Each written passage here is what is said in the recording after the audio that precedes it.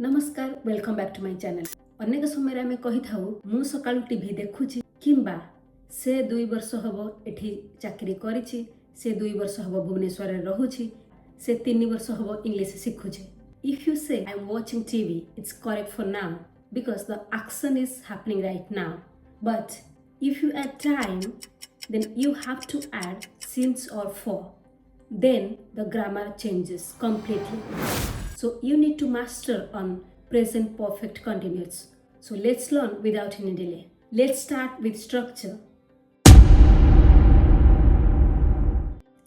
Remember this chain: subject plus has or have plus been plus verb plus ing. एबे आमे जानिबा have been कोठी लगेबा आउ has been कोठी लागिबा। तो have been आमे लगेबा जोठी प्लूराल थिबो, जेमिति कि आमे have लगौचे प्लूराल पई, सेमिति have been भी लागि जिवो प्लूराल पई, जेमिति कि I, you, we, they। आउ has been लागिबो सिंगुलर पई, जेमिति कि आमे has लगौचे सिंगुलर पई, सेमिति has been लागि जिवो सिंगुलर पई, जेमिति कि he, she, it कोनोसी व्यक्तिर ना, जेमिति Ramesh, Ram, Sita. So let's start with some examples. मु अपेक्षा करिछि तार इंग्लिश कोन हो? I have been waiting. I have been waiting ता माने मु अपेक्षा करिछि। आई लागिला, हैव बीन लागिला, आई जेहेतु अछि आ वेट रो आईएनजी लागे कि वेटिंग होय गेला। I have been waiting. वर्षा होउछि, इट हैज बीन रेनिंग। तो इट लागिला ता संगे हैज लागिला, काई ना एटा इटटा होउछि सिंगुलर। तो it has been plus raining, rain plus ING, verb plus ING. It has been raining, वर्षा होउछि। सेमाने पार्टी करूछंती, दे हैव बीन शाउटिंग। सेमाने पार्टी करूछंती, दे लागिगला, हैव बीन लागिगला, दे जेहेतु प्लुराल अछि। Shout plus ING, shouting. They have been shouting, सेमाने पार्टी करूछंती। मु भुवनेश्वर रहुछि, एटा इंग्लिश रे कोन हबो? आपण रिपीट करंतु मो संगरे। I have been living in Bhubaneswar. I have been living in Bhubaneswar. I रे जेहेतु हैव बीन लागिगला, live. I have been living, live plus ING, living, Bhubaneswar, in Bhubaneswar. I have been living in Bhubaneswar. एबे आमे जानिबा कि सिंस आउ for a present perfect continuous रे आमे केमिति लगौचे आ तार व्यवहार कोन। तो चलंतु। Since a point of time, imagine a calendar or clock. If you can point the exact start, then use since. तामाने जदि आपण घंटार बा कैलेंडर को गोटे वर्ष हो किंबा को गोटे टाइम फ्रेम हो जो टाइम रे स्टार्ट होची, जदि सेटा वाक्य रे थिबो ता पे हमें सिंस रो व्यवहार करूचे। Example, since July, since Monday, since 5 PM, since 8 AM, since childhood. एबे चलंतु देखिबा आमे सिंस लगे कि केमिति प्रेजेंट परफेक्ट टेंस रो वाक्य गठन करूचे।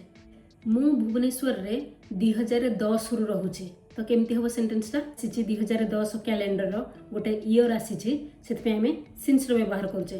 तो वाक्यटा हेबो, I have been living in Bhubaneswar since 2010। I have been living in Bhubaneswar since 2010। से काली ठारू ज्वर रे पीड़ित अछंती, ताको आमे केमिति कहिबा? He has been suffering from fever since yesterday. He has been suffering from a fever since yesterday. से काली ठारू ज्वर रे पीड़ित अछंती। yesterday लागिला गोटे टाइम फ्रेम, सेते पे आमे since रो व्यवहार कले। He has been suffering, he लागिचे तेनु करी has been लागिगला, suffer row ing लागिगला, verb रे ing, suffering since yesterday, काली ठारू। जेहेतु कालीटा होची गोटे टाइम, yesterday दिया हिची, तेनु करी आमे since रो व्यवहार कले। आपण को गोटे क्वेश्चन दोचे, आपण तयारी करंतु केमती आपे सेंटेंस लगेबा प्रेजेंट परफेक्ट आ सिंस लगेकी। सकाळ 8टा रु वर्षा हेउछि, जेहेतु एठी सकाळ 8टा अछि, एटा माने गोटे टाइम फ्रेम दिया गला, सेति पे हमें सिंस रो व्यवहार करबा। तो वाक्यटा केमती होबो? It has been raining since 8 AM। It has been raining since 8 AM। एबे हमें सिखिबा फॉर कोठ लागिवो आ तार वाक्य केमती गठन होबो। फॉर माने ड्यूरेशन, केते समय धरी। If you are counting hours, days, month, then use for.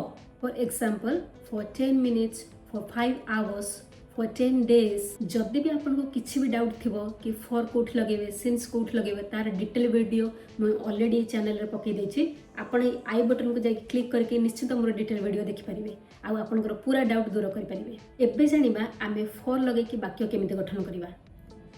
मु कटक रे 14 वर्ष हबो रहुछि तो तार वाक्य कोन हो I have been living in Cuttack for 14 years. I have been living in Cuttack for 14 years ता माने मु 14 वर्ष हबो कटक रे रहउछि। आई हैव बीन आई लागिला जेहेतु सेटा प्लुरल सेति हैव बीन लगैले I have been plus living लिवटा हैला वर्ब ता संगे आईएनजी लागिला I have been living for 14 years 14 वर्षटा कोन गोटे टाइम फ्रेम दियाइछि ड्यूरेशन देइछि 14 वर्ष हबो 5 वर्ष हबो एमि जदि ड्यूरेशन देथिबो तापे व्यवहार करूचे तो जेहेतु एटा 14 वर्ष सेति में फॉर व्यवहार कले फॉर 14 इयर्स तो तेणुक वाक्यटा केमती हैला I have been living in Cuttack for 14 years. I have been living in Cuttack for 14 years.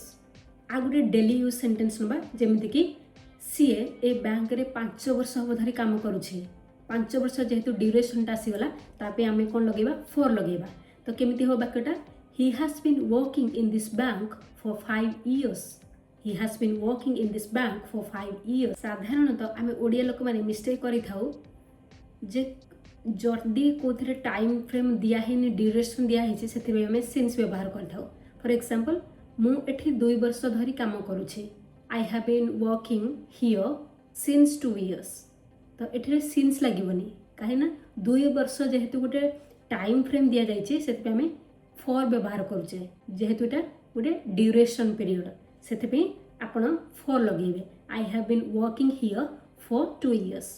जदि आपण माने ए वीडियोटा को बुझी पारले ताले आपण मानक पई 3टी क्वेश्चन तो चलते देखा आपण केते बुझिले। मु 10 मिनिट हबो तुमको खोजुछि तो एठी खोजुछि पई आपण लुकिंग फॉर लगेबे 10 मिनिट पई कोन लगेबे फॉर ना सिंस।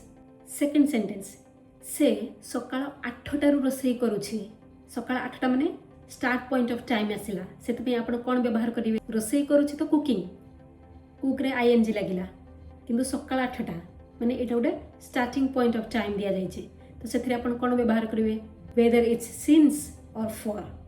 आमे 2005 मसीहारू इंग्लिश शिखुचु आमे 2005 मसीहारू इंग्लिश शिखुचु तो 2005 मसीहारू इंग्लिश शिखुचु तो 2005 कौन गोटे आसला गोटे ईयर आसला तो आपण कौन यूज करेंगे वेदर इट्स सिंस और for. The choice is yours. I would love to get the correct answer. If you like this video, please do like, share and don't forget to subscribe to my channel. Stay tuned. Bye. Take care. Thank you for watching Daily Use English with Binu. Bye bye. Take care.